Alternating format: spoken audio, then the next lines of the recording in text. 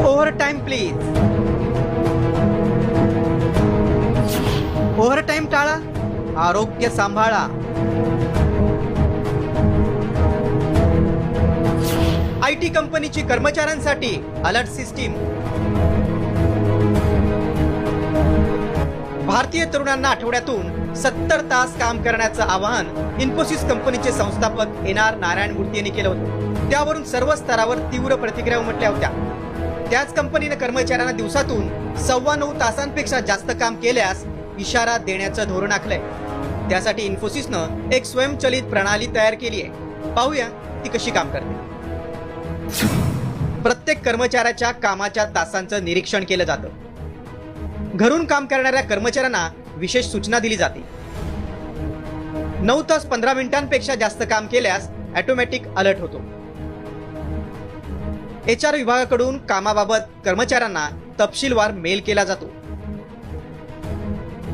नियमित विश्रांती घेणे, प्राधान्यक्रम निश्चित करण्याची सूचना केली जाते.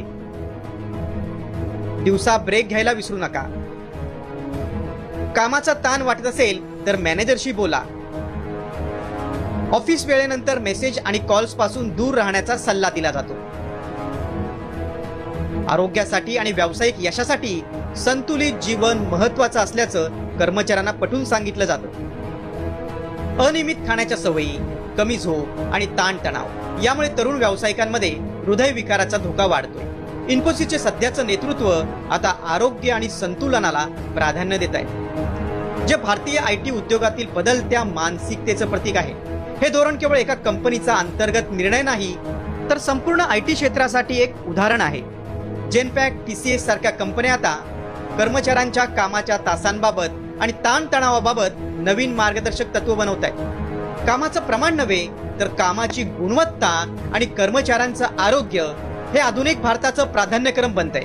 ही निश्चितच कौतुकाची गोष्ट आहे. ब्युरो रिपोर्ट, साम TV.